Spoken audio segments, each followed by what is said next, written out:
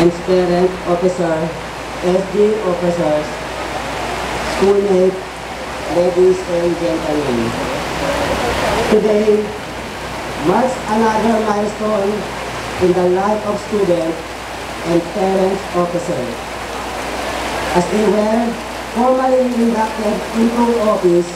The induction into office manifests our tasks and responsibilities to our respected positions.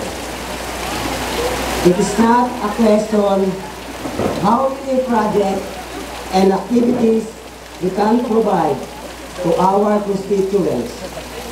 It is how we do these activities and projects as student government officers.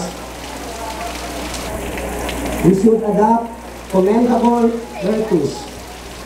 These virtues shall be lived up and put into action.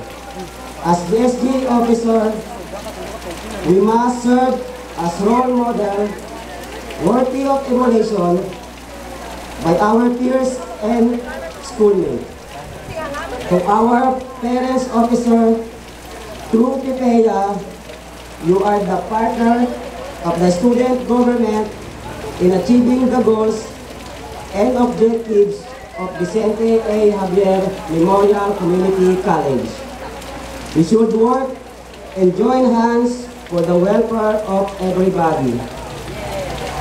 To the college, through faculty and staff, I assure you that the student government shall support all the programs and activities of the college. To my fellow schoolmates,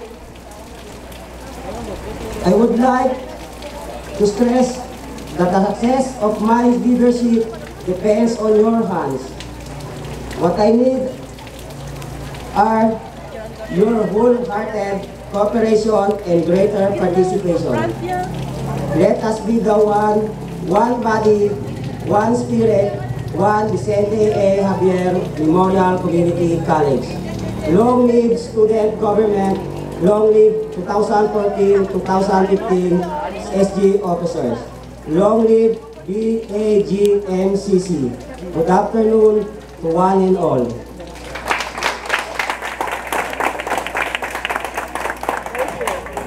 Thank you, Mr. President, and good luck, God bless to your